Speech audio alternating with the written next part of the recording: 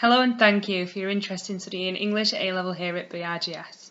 This presentation is designed to help you understand the differences between A-Level English Language and A-Level English Literature, both the ways in which they differ from one another and also the ways in which they might differ from GCSE. I hope you find this presentation useful and look forward to answering any questions you may have during the sixth form open evening English question and answer sessions.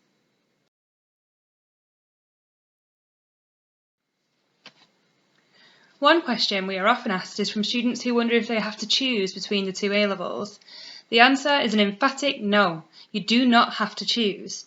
You can study both, with many of our English alumni accepting places at Oxford, Cambridge, Durham and other universities. Many students often deliberate on which English to study because they struggle to narrow their subjects down to just 4 disciplines. It is important to note here that A-Level Literature and Language are both very distinct and separate subjects. One does not replace or substitute for another. Rather, they can be seen as separate fields of study, which is a big difference to English at GCSE level. However, with that said, the subjects remain highly complementary and pair well with one another and with other analytical skills-based subjects.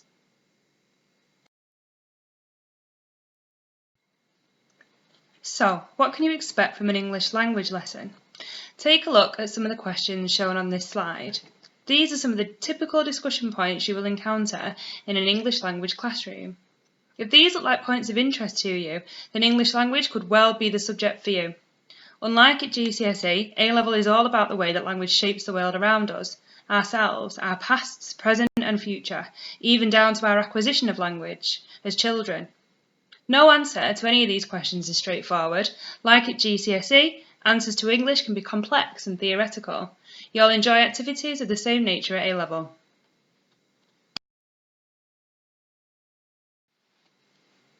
Literature, on the other hand, is probably more similar to what you're familiar with at GCSE, but the texts, content and questions are more adult and complex.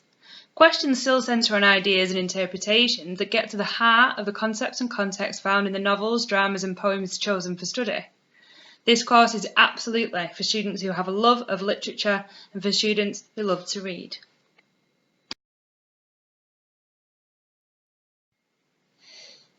So how do you know which subject is right for you?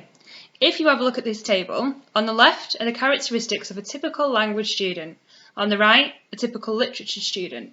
Read through and see which you identify with best. Remember, if you find yourself drawn to both, you absolutely can and should study both.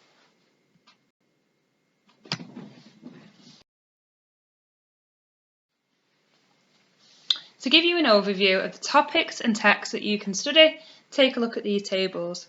On the left, you can see an outline of A-Level Language. In Component 1, you'll study language and identity. In Component 2, you will study the way that children develop language. In Component 3, you will be given 5 subtopics released by the exam board and you will become an expert in one of those 5 areas. And Component 4 is a creative writing, a coursework component, where you will produce 2 pieces of original writing and 1 analysis of those 2 pieces. On the right, you can see the overview for literature. In Component 1, you'll study 2 plays, A Streetcar Named Desire and Othello.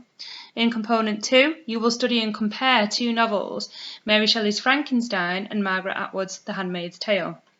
In Component 3, you will study a range of poetry, from metaphysical poetry right up to modern day poetry.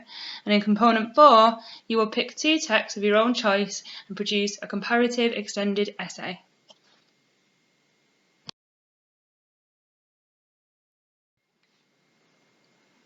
Thank you for your interest. If you have any questions, please be sure to attend the online Q&A sessions where a member of the English team will be very happy to help. I'll leave you with some final comments from our own students and wish you luck with the rest of your GCSE study. Thank you for listening.